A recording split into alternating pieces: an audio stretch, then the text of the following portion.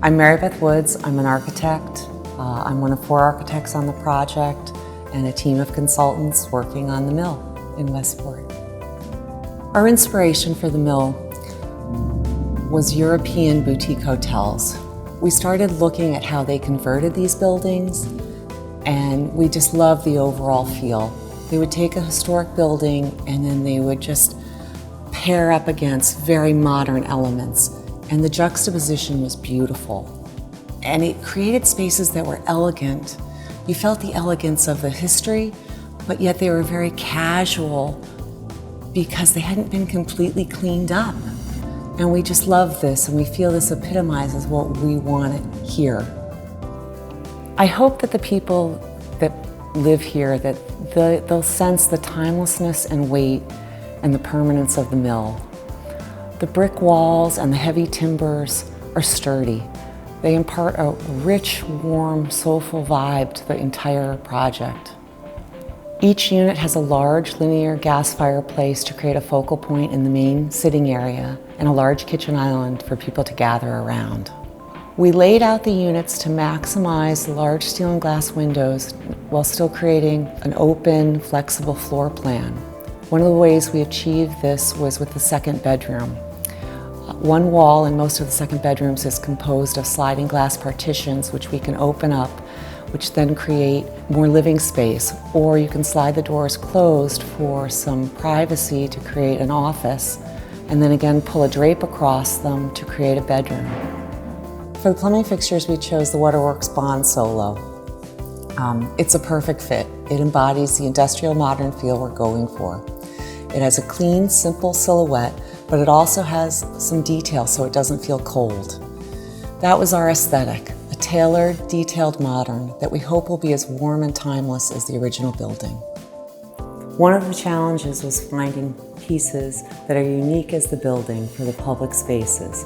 A great example of this is the regulator by Waterworks. We're putting this in the pub. It's a one-of-a-kind antique brass piece made in Europe. It's evocative of the exposed plumbing in the original mill and the sprinklers. And we just think it has a very fun, casual vibe for that space. As much as possible, there are no visible bulbs. The LED lighting is actually integrated into the panels and the cabinetry to create a warm glow throughout the spaces, both public and private. One of the other things that we're toying with is LED lighting to sort of highlight the historic building openings. We can take where a window was, infill, and run a little stream of LED light from a little microchip. And I think it's going to really reinforce the historic aspects of the building in a very modern way. The units that I'm most excited to see finished in this project are the 3rd floor of the north building. The original mill has a sawtooth skylight system that's going to flood those spaces with diffused northern light. It's going to be gorgeous. It also creates this very articulated 3D ceiling plane that is going to create wonderful spaces. Because we're local, we can communicate a lot of the little quirks that we uncover as we go. It's an ongoing process. Every day there's a new column or a new beam or bracket or a piece of steel or a missing lintel or stone exposed that we have to decide, are we going to keep it and expose it and exploit it, or are we covering it over?